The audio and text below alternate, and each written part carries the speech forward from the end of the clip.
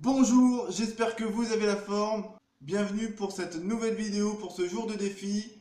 Ici c'est Pigrosol alias Pierre-Emmanuel. Je vous retrouve tout de suite. Alors aujourd'hui j'ai travaillé sur le site de mise en relation, le site de rencontre qui va sortir au cours de l'année. Alors je prépare les différentes étapes, je vous en parlerai peut-être plus la prochaine fois. Aujourd'hui je vais vous lire un extrait du livre Wake Up, Réveille-toi. Ce qu'il faut savoir. Par rapport au principe numéro 2, je pose des actes à la hauteur de mon ambition. Alors, je rencontre souvent des hommes et des femmes qui, à un moment donné de leur vie, commencent à se poser des questions sur leur sens de leur vie, justement.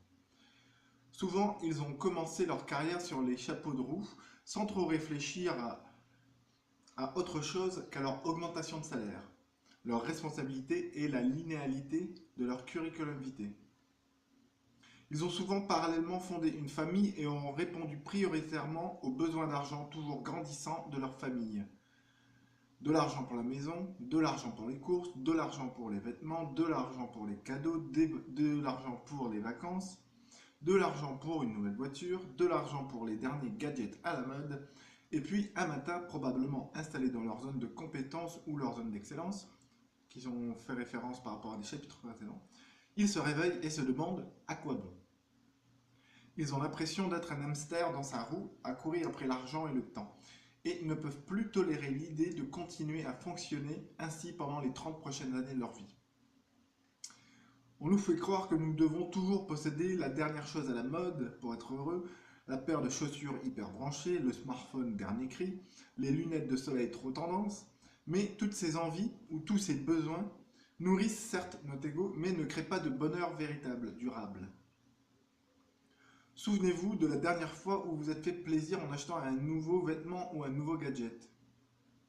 Vous avez pu le montrer à vos amis et en profiter pleinement quelque temps, mais combien de temps a duré ce sentiment de satisfaction? Au bout de combien de temps votre attention a-t-elle été attirée par une nouvelle chose, un nouveau désir, une nouvelle envie qu'il fallait absolument assouvir?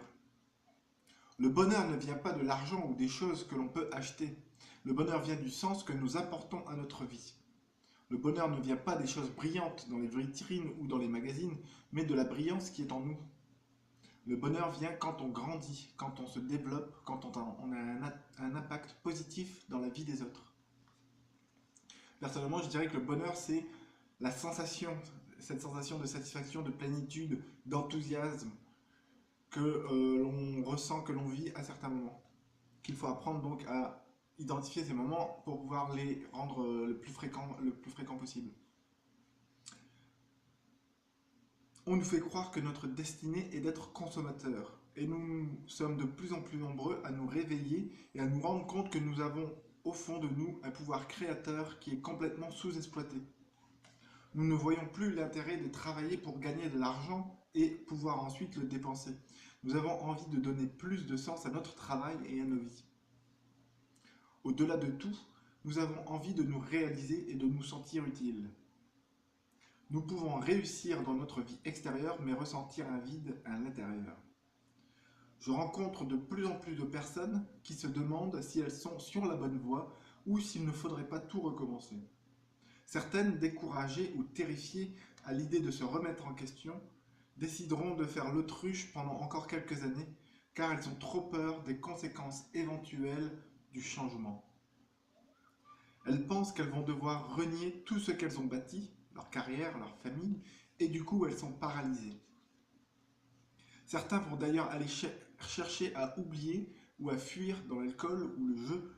D'autres vont se laisser hypnotiser par la télévision et se laisser gaver par tout ce que leur propose la société de consommation pour ne pas avoir à affronter une éventuelle remise en question.